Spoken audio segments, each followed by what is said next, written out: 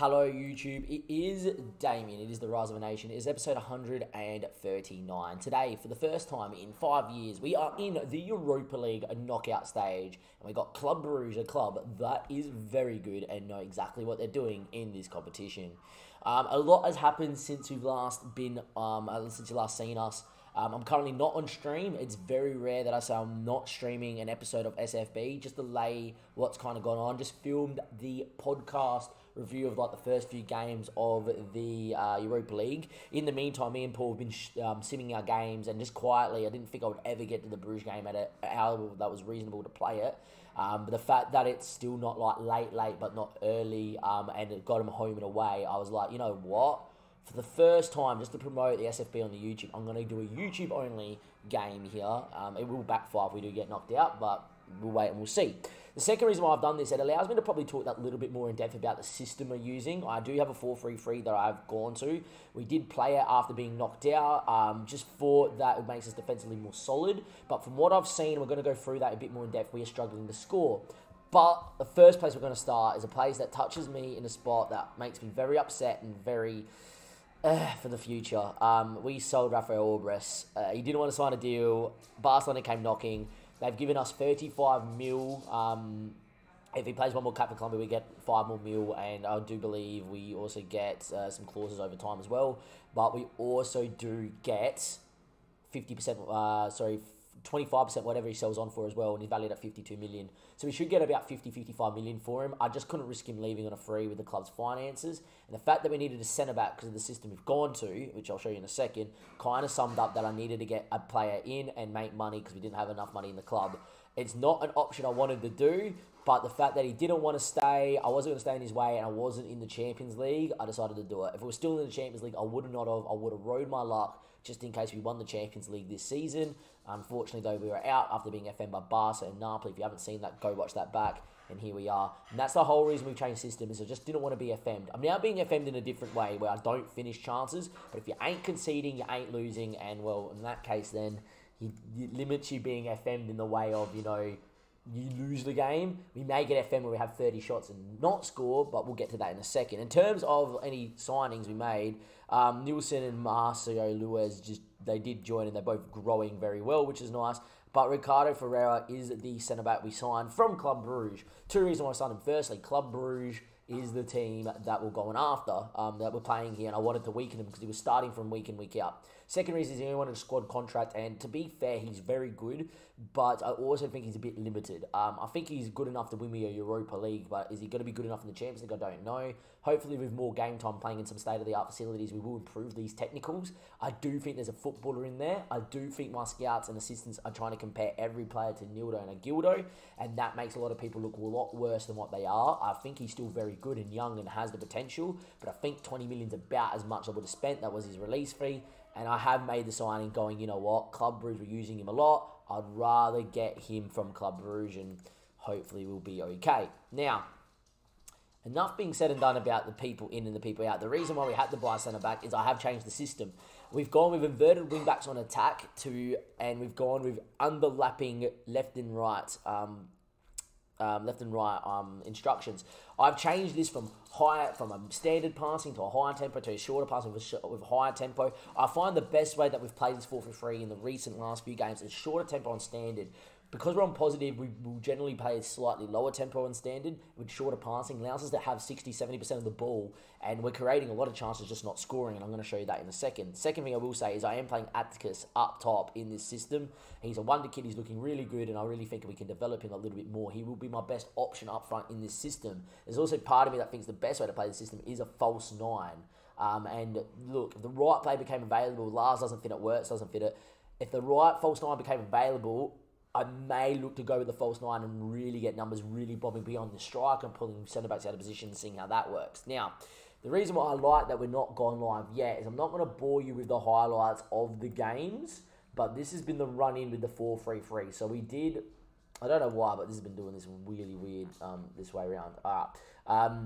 We played AAB 2-1. We dominated this game, as you will see here in the 4-3-3. This is the first variation. We kind of changed it. 20 shots, an expected goal ratio of 3.6. I missed 2 penalties.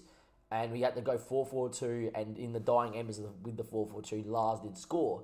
Secondly, we drew to Dynamo in a game we dominated in. Hillian got injured, so we played with 10 men and conceded in the 94th minute.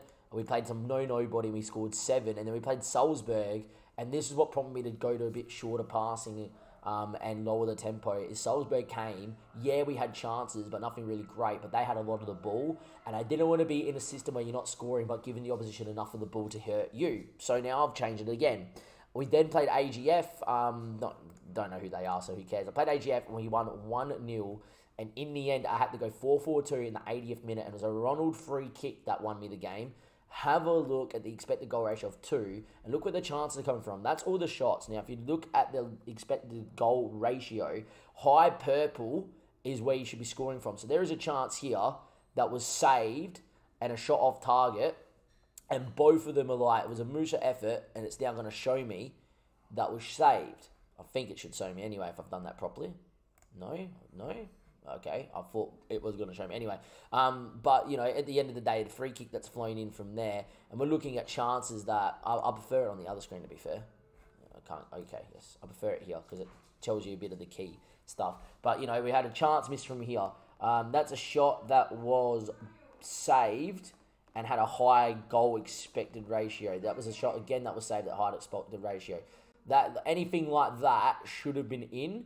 That was a shot that was on target that didn't go in. You know, all of a sudden, you're looking at a lot of these chances. A lot of them are like shots off target. Look how many shots off target we're having from in and around the 6-yard box. I don't know what else I can do. That one there, we only had 9 with our feet, 11 with our head. So I guess our headering wasn't the greatest, but it is what it is. And yeah, we then played HB Coach, and I did turn in work on the boxing for this game. We slaughtered them, but at the end of the day, they're not particularly great. We killed them. And then we had the same highlight system that you would see here against Lyngby, and I couldn't quite believe what I was watching. 26 shots, 11 on target, a 3.5 expected goal ratio. We won 1-0 to a penalty that Atkiss won and slotted. That to me gives me anxiety that we are not going to be good enough. If you have a look at the shots that we had, yet again, shot off target, shot off target, shot off target, shot off target, shot off target, all inside the box. We had 2 shots blocked from inside 6 yards, right? Shot blocked here, shot blocked there. Shot off target, Nildo, you know, should be hitting him. And then we've got a few guys that are hitting the target here. A big one at the back stick, but the looks of thing that was saved from Ibe as well. And I'm looking at that, and yet again, the reason why I want to play this system is I can see it creating chances because I'm looking for the underlap. If the winger makes a run inside, or the Ronald or Ibe or Bloom or Nildo make a run inside, it doesn't mean that they're looking for the underlap of the inverted wingback. They're looking for the underlap of anyone that runs beyond the striker but inside the winger. So that means the winger has the ball, and whoever makes the run is going to play. That means if Akis has the ball, whoever makes the run inside of the fullback of the opposition, they're going to play. That also means every time that the winger has it and the Akis comes across, but the box-to-box midfielder Ronald goes beyond from deep, they will look to play him. And I'm liking the chances we're creating, we're just not scoring. So we're having a very high expected goal ratio, but no conversion. I'm liking the system, how it played, but this is kind of what's been happening in games, especially in Denmark at the minute. We're dominating the ball, we're not conceding. And I think for me, that's massive. I feel like that we, as much as we've been FM by Barcelona, you know, the last couple of seasons, and we got FM by Napoli, we were playing systems that were very aggressive and looking to score, and we were just copying it on the break a little bit, etc. I feel like in this system, especially with Vigildo being so good in here, and having 2 pretty decent centred backs as well, dealing with mainly teams that play 1 up front, I'm yet to play a team that played 2 up front, and I'll be interested to see what happens. I feel like in this sort of system, yeah, we may miss a fair share of chances, and I don't know why, because it's a system that's being like working into the 6-yard box and finish, and we can't. But what it means is at the same time, because we're so defensively a little bit more solid and we're keeping the ball so much, the opposition can't score. And it's a very old school way, or an Italian way of thinking that, well, if you don't concede, you will not lose. And I feel like maybe for a European run, that one European one, that one time that it all clicks and you win the Champions League, it may be based on a 4-3-3, that where we don't concede and we may win one game 1-0, draw 0-0, and just keep going and make the final. And yeah, we may not have a season where we score a lot of goals, but we may have a season where we keep a lot of clean sheets and win that way. And who knows, it could be the way. It also doesn't mean that we don't go score goals as well. We could just find that it all clicks in a game and we do score goals, and hopefully that's the way it's going to be. Anyway, back to the Europa League, we do have Brugge. They are currently sitting 5th in the Belgian Pro League, which is a very low position for them.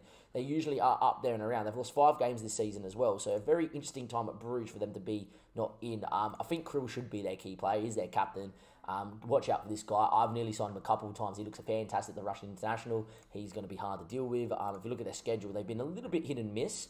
They look like they've been conceding goals, which is great for us, but they also look like they've been scoring. So it'd be a very good test of the system. I did say that if I didn't get through this tie, it would be the end of the save. I want to give this tactic maybe a season to develop and see where we go, and it'll be interesting to see if a false line will work. What would you do to change this tactic to get you a bit more goals? Would you change something in here? I've never used underlap, but I like the idea of it. Would you change the tempos? I've got run at defense because of how good Jefferson and Nildo and Co are good at running with the ball and be a bit more expressive. I am regrouping in the system to help defensively so we don't concede. I feel like against bigger teams this should help. And then obviously I'm not looking to really press because we've got one up front. I don't want to limit myself in a position where I think that they will play out past me very easy. I don't mind if they have the ball right in their defensive half back here, but as soon as they enter my area, we will look to press and win. Also, when we do load up the tactic here and we get into this game, I'm only pressing their midfield specifically. I'm not going out and pressing everybody. In the end, I'm hoping we'll go out there and play well. It looks like they're going to line up 4-2-3-1, which suits us. And our team is going to be a bad Bloom Fiera. It's the first time he's seen him, but he's looked pretty good when he's played. Ibe, Agildo, Ronald, Nildo. Jose's playing over Carlos only because it's a big game, and I'm going to back Jose in. Jefferson on the right-hand side, and put it in the note, Carlos has been looking really good, and I'm really happy with him. Jefferson on the right-hand side. I've gone Lars up top only because he's a big game player. He's been at the club a long time, and I think putting Atkas, who is in good form and developing, into a game like this, it puts a lot of pressure on a young kid where Lars is kind of a bit more experienced and done it all. Feel for Wirtz, because it kind of throws him out the deal. Like, he keeps scoring for me, Wirtz, with like 4-4-2, whatever, but he's not the sort of player that is meant to be good. He just does it because he's got the right stats, I guess. I don't know. I can't explain why Wirtz scores goals for me, but he always does. Anyway, let's get into this here. It also allows me to play Agildo, by the way, in this system, in his preferred ball-winning midfielder role in defence as a world-class, as in a DM role, in a world-class position for him. Like, he's insane, and hopefully we'll see here, he wins the ball back 100 times out of 100. Like Kante, he just does everything. He's a freak. But hopefully we can see that here. Now, after all this talking, all this figuring out, all me and Paul have done after the podcast, we spent basically 20 minutes, half an hour, talking about each other's systems and how we're going to help. Hopefully we'll be all right. Their team, I know a few of their boys in that team as well. Fabio Vieira could be the right back we used to have here as well. Hugo Martins is a decent keeper, and I know that Wolves is decent as well. But it is a team that I think we should be beating here. We're playing Club Brugge back-to-back, so I want you to leave your mark here is what I am going to say. They didn't really care, but I'm going to tell them I have faith in them. We are going to go and have a look at this Club Brugge side. They're a good team, they're a solid team, and I do really recommend that they do well. So is that the Fabio Vieira? It is. It's our old Fabio Vieira on the right-hand side who's pretty good. Hugo Martin's pretty decent keeper, not great. Espin is someone we can get at. He's okay, but he's not great. Zeno, for me, is the better of the centre-backs, even though he's a bit older, because he's a bit more physical, and the Dutch fullback isn't bad as well. Alexi in the middle is a very good midfielder, followed by Wolves, who I think is quite the play, even though the match rating doesn't say so. The ability doesn't say so. He's got good passing, good vision, and good technical, good physical, sorry. Out on the right-hand side is Angelo, a 30-year-old Swiss that isn't particularly great. Nurdini Alani in the middle looks very good. Tomic here, 26-year-old Croatian, can play fullback, but he's playing up the line. He's okay, he's quick, and then Crew obviously up top is a very good player. But his memory, John Remy's a decent player, and he looks pretty decent at centre-back. I'm actually glad he's not playing at centre-back because he's physically good. On paper, we should be winning this game easy, but we are going to play 4-2-3-1. If it's not happening, 65, 70 minutes in, we haven't scored, I will go 4-4-2 and go at him here. And if the game's on the balance, I'll probably may line up 4-4-2 in the second leg, knowing that we probably could score away from home and kill the game off. But I think being defensively more aware and defensively more set up should help us in two legs in knockout stages of the Champions League, Europa League. Who knows, this could just be the tactic that wins me the Europa League and then, we end up using for the next couple of seasons, win the Champions League. Who knows? Hopefully it is. Every coach loves having Jefferson. Look, hopefully Renshen continues his form. I need to sign him a new contract. He keeps saying he doesn't want to sign it because of the interest in him, but at the same stage, he's very happy at the club now. So, yeah. It's us in the white, it's them in the red and the blue, the black and the blue, and away we go. And all I'm looking for is possession stat and chances created. Hopefully we go out here and just do the job. And as you can see, 13 minutes in, that's the system, is 70% of the ball and going ballistic. And hopefully we can just play that way and get a highlight and score. As you can see here, 4 shots, 2 on target. We're interested to know where these shots are coming from. But 30 minutes played yet to have a highlight. It is a highlight here, and away we go. It is a highlight for them at El Amiri, Ball, top of the box to Alfrey. Ball in, cleared away by Ferreira, the man playing against his former club. Alexi on it, Wolves now. Into Alexi. Ball over the top is a good one too. The Blackson into Wolves. Hopefully not a high. That's a good ball. He's hit the post. It was offside anyway. And there we are. So the first highlight we see is actually a Brugge one, which is not good. And they've started to get back into this game. Just going to give a shout here to tell us to demand a little bit more here before halftime. See if we can find a goal. I would say on the balance of the half, we've been the better team. But yet again, this is a system, for whatever reason, we don't like scoring in. 0-0 at halftime, we played particularly well. I'm going to tell them I'm far from pleased, but really, apart from not scoring, done everything right. We've had 60% of the ball. We've had 7 shots. We just haven't scored. And it's so many off target. Here we go, highlight. I do say this a lot, that if we score the first goal, we are favourites to win the game. Anyway, Ibe gets in the box, going on a run. Great run. Falls to Jose. Ibe makes an effort. It was well saved by the keeper, but Jose Ramayun, the man that wanted to lead and did not get one bid in the transfer window, has made it 1-0, 50 minutes played, and we do have a lead. And judging by how this tactic is defensively and that could even be enough.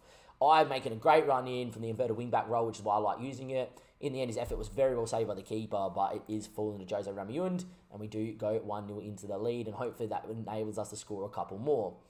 60 minutes played. I don't know really what formation I'm really going to change to. Sorry, what players I will change to, but at the minute, Jefferson beats a man, hits it, hits the post. That's how close we are to 2-0. He rolled it into the post, and it kind of sums up whatever it is in this tactic. You can find it very hard to score more than one goal. Jose Ramayund again, though, from the corner. Out to Agildo, knows how to hit him. Didn't want to. And Jefferson again, Agildo now. Ronald wants to have a crack, maybe. Doesn't. Agildo, I would imagine it's highlight over now that we've taken so long. And if it is highlight over, so be it. All right. 61 minutes played. I am going to get Actus out there because he does know how to score a goal and bring others into play as well. 11 shots, 5 on target, looking all right. Jose looking a little bit dead. I'm going to bring Carlos on now as well. Nildo not having his best game in the middle of the park, but usually he's very good through there. Time is ticking away 1-0 here. It's 57% of the ball, really controlling the game, but yet to, what would I say here? But yet to put the game to bed, and, you know, one chance is all it's going to take. Anyway, Ren Sheng now has options, looks for Jefferson, good ball out, and he should have numbers across the box. So this is where Nildo should have got on it. Musa now is looking to bring others in.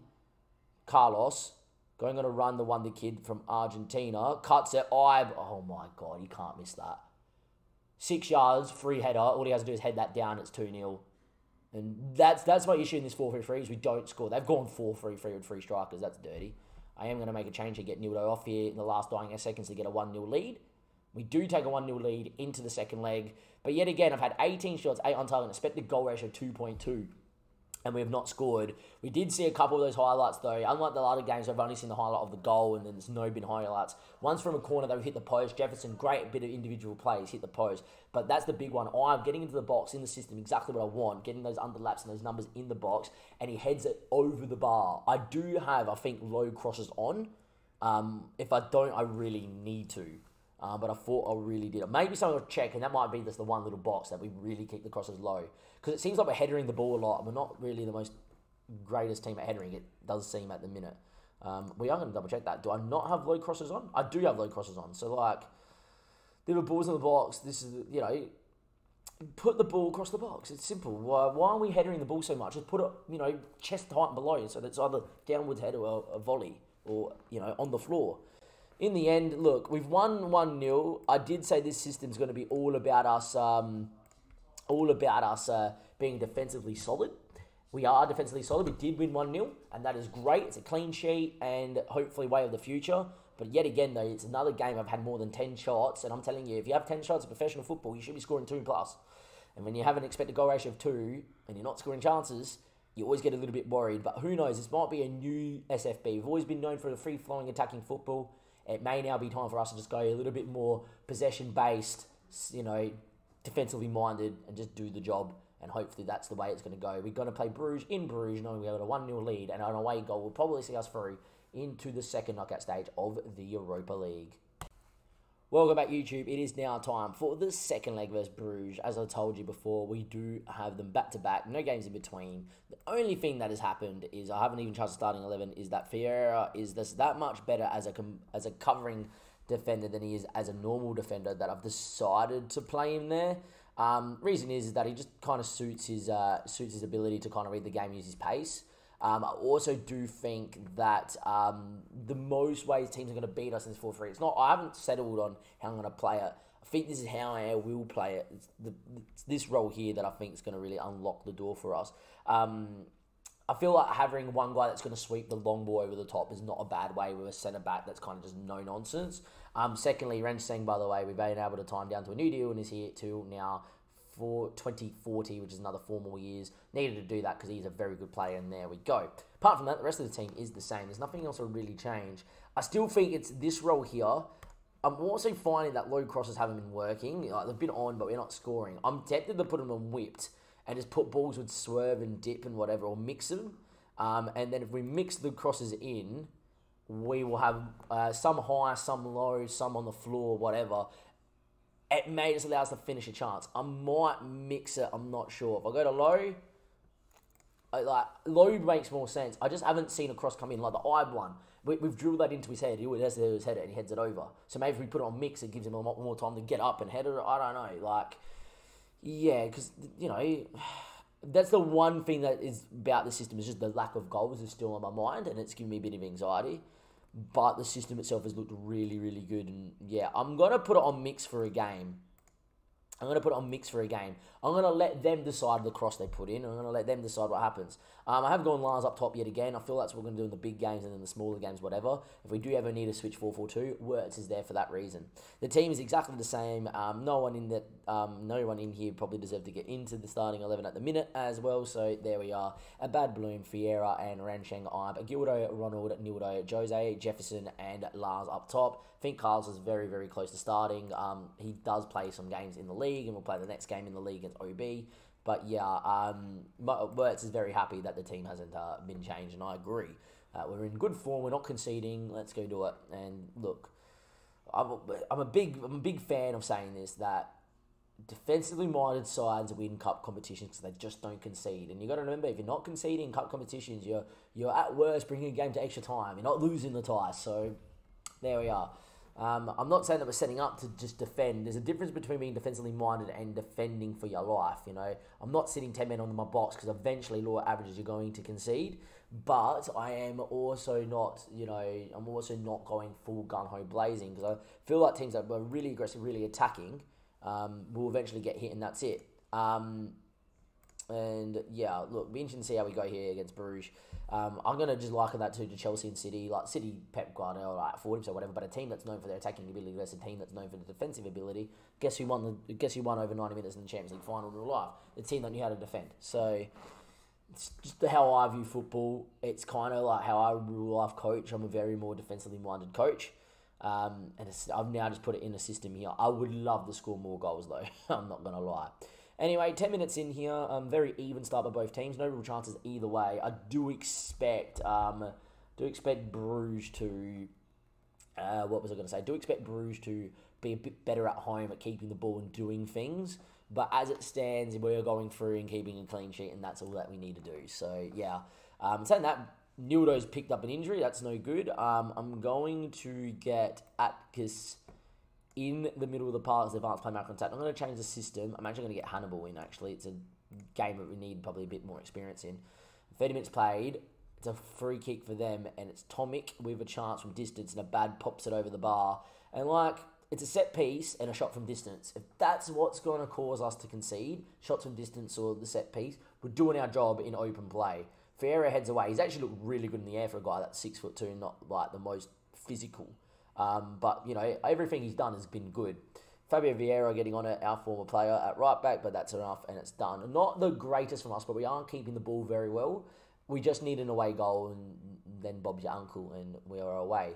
Not the worst half here, very even half, but yet again, I can't really complain about it. It's not nice that Nildo's picked up a knock, but we're 1-0 up on aggregate, 0-0 on the night. Yet to see a highlight, but I'm here looking for us just to really keep a clean sheet. So, yeah, Jefferson's picked up a knock and not having to progress the game out. There we go. I'm going to get Carlos out there early. Yeah, we are. Why not?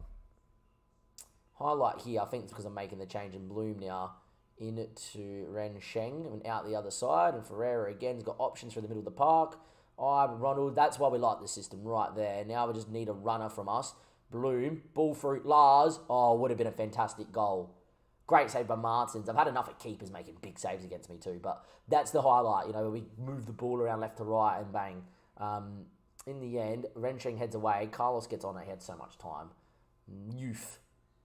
Youthful player, shitting his pants, no reason to. We give them back the ball. Wolves. Ronald wins it. Lars was probably just could have let it run. He was in, but in the end, Jose gets the ball. He's got numbers inside. He's a step on it here, and he does.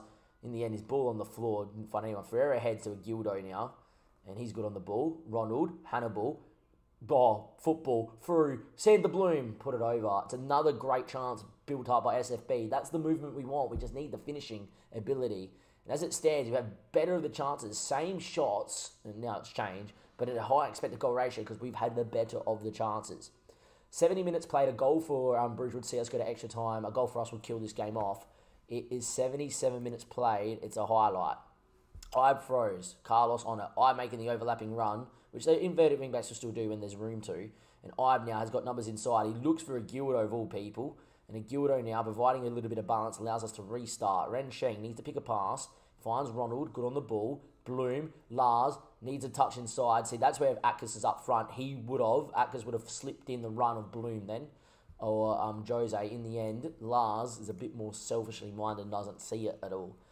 That sort of play. We are going to make one last change here. Ronald's had a pretty good game, and I'm going to bring him off. Somariva's a bit more of a defensively minded player. I'm going to actually move Hannibal now into a deeper line playmaker on support, and I'm actually going to move Somariva into a deeper line playmaker on defend, and just keep two guys behind the ball, not really committing. 10 minutes to go, a clean sheet's paramount now, and we are through to the next round of the Europa League.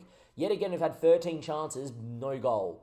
They switch to their free striker formation, and hopefully we're going to see it through. And look, 0-0, 1-0 at home, we win over 2 legs, but yet again, we've had 14 shots, 6 on target, an expected goal ratio of 2, and have we scored? No. I don't know what it is. I don't know what it is that we do. But yeah, I just don't get what we have to do. I'm going to have a look at the analytics table here. We're going to have a look at the shots that were had. As you can see, this event here and here looks like the efforts that we need to watch back. So is that the save from Jose Ramon? So those efforts here, and there's an effort that was blocked that was meant to be really high. Right, so if we go to teams and shots, I want to just have a quick look. Some SFB. So this one here apparently had a high expected goal ratio. Let's have a look. I know it's on the wrong camera angle, but that's fine. That's just a poor finish. He should score, Jose Ramon.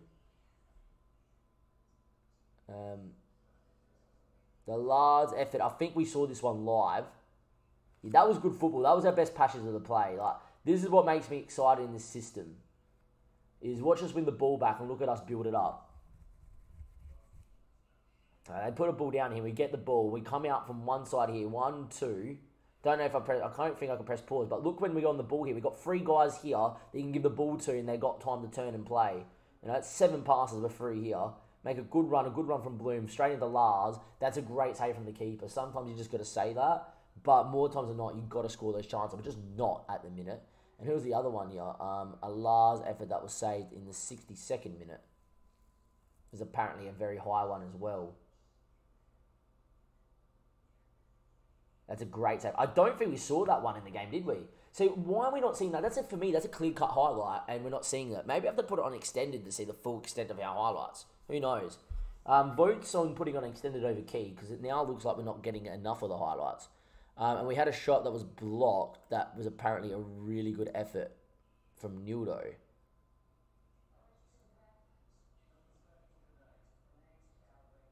That's a big block too. Because that's motoring too. Look, all I'm going to say is we played well. We don't score. Hopefully Nildo's injury is not a bad one, by the way, as well. Here we did win the game. We did dominate. And look, overall, we've got what we wanted, which was 2 clean sheets, and we're through. I don't care how we win it. Let's just win it. And if it means winning legs at home 1-0 and legs away from home 2-0, it's fine. Change the system, 2 clean sheets. Nildo's injury, 6 to 7 weeks. Twisted ankle. Ouchie, wowie, that's not good for us. Win the first knockout round. Iguota being trapped, that's fine. Ismail's in there. I think the thing that we do, if that is the case, if that's the injury, we're going to get Marco Luiz on the bench. Are we? Actually, we're going to get Atticus into there. Is there anyone that would bring in? We're probably actually bringing an actual defender on the bench and go like that. That's not the worst thing to happen, is that. And we can play Musa in an advanced playmaker on attack role, which he does not mind at all. He prefers it on support, but on attack he's not bad. And allows me to help this kid grow. Allows me to lose Laz. I think that's okay. Look, obviously we're not wanting to lose Nildo for any period of time. It's 5 to 7 weeks that he's out for. But it is what it is. We do actually have a week's break here. We then have a couple games here. Another game there. We've probably got the Europa League in between that. And then we got an international break that really helps us out. Which is good as well. Anyway, now I'm going to continue on and see who we get drawn. The draw is on the Friday. We lose Nildo for injury. And we'll attend the press conference quickly. Apologies, guys. In fact, I didn't want to say that. The whole mind up there. The keeper made, you know, what did he make? 11 saves? There we are.